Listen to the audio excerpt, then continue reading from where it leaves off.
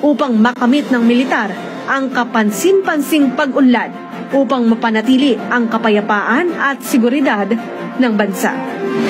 We will make a few years the golden age of infrastructure in the Philippines to enhance our mobility and connectivity and thereby spur development growth on equitable in the country.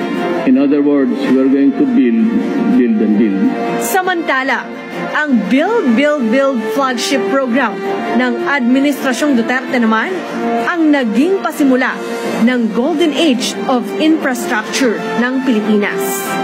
Sa ilalim ng termino ni Duterte, nakita ng mga Pilipino ang mga maliliit at nagsisilakihang proyekto na nakumpleto at patuloy na ginagawa sa mga syudad, munisipalidad, probinsya at sa kahit saang sulok ng bansa.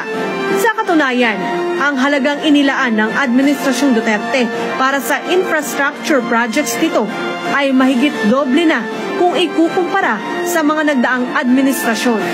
Bukod pa sa pagpapaluwag ng mga pangunahing kalsada at pagpapahinga sa publiko sa palagiang problema sa traffic, naniniwala ang pamahalaan na ang mga infrastructure project na ito ay may mahalagang papel upang tulungan ang ekonomiyang makabangon ulit mula sa dagok ng pandemya.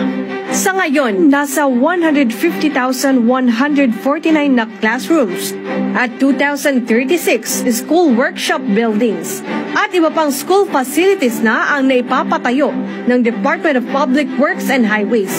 Ito ay bukod pa sa pagmementina at pagpapalawig, pag-upgrade at pag-rehabilitate ng 26,494 kilometers na kalsada sa bansa at pagpapatayo ng 5,555 na tulay at pagpapagawa ng 10,376 na mga istrukturang makatutulong sa pagkontrol ng baha.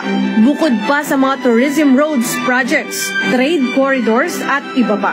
Confident kami na karamihan ng mga projects will be substantially completed sa term ni President. Dahil yun naman, umpisa pala yun ang kagandahan po ng administrasyon ni Presidente. Napakaganda ng planning. Yun po ang concept ng Build, Build para maramdaman ng ating mga kababayan sa lahat ng sulok ng Pilipinas. At ito po ay television talaga ng ating Pangulo and we're doing our best para matapos lahat. Maraming naging challenges. Ang huling challenge natin itong COVID-19. But I'm happy to say that karamihan po ng mga ating mga projects makukumpleto substantially.